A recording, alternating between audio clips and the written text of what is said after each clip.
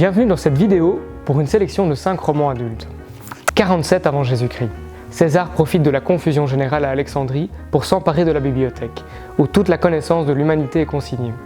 L'impérator convoque une équipe de marins, de soldats et de savants pour accomplir une entreprise folle, déplacer 700 000 ouvrages sans que personne ne le sache, dans un lieu lointain et invisible. 2000 ans plus tard, une archéologue décide de résoudre l'énigme. Et si la bibliothèque d'Alexandrie n'avait pas disparu ? La bibliothèque perdue de Patrick Burensteinas.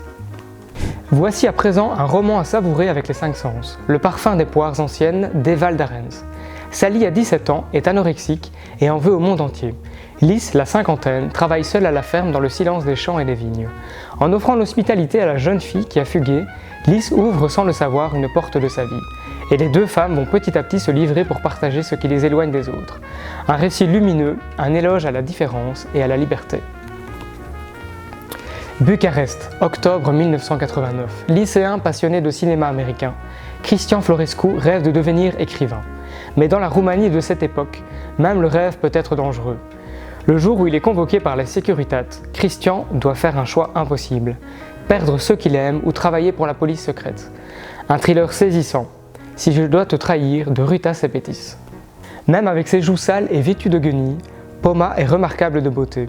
Si belle que les soldats de l'Empire Inca l'ont vite repérée et emmenée de force, là où d'autres adolescentes vivent recluses également. C'est ainsi que Poma devient désormais Vierge du Soleil, une élue promise aux dieux, et peut-être la prochaine offrande au grand esprit de la montagne.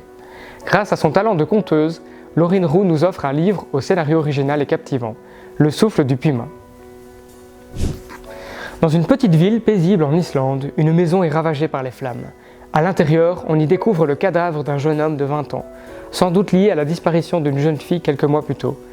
L'inspectrice Elma découvre que se cachent des secrets que tous les membres de la communauté cherchent à protéger. Faux semblants, révélations dangereuses, famille ou société dysfonctionnelle. À 35 ans, Eva Björk Eiksdottir s'impose comme l'une des voix les plus fascinantes du polar nordique, aux côtés de Camilla Läckberg, avec Les garçons qui brûlent. Merci encore pour votre écoute et rendez-vous à notre prochain épisode.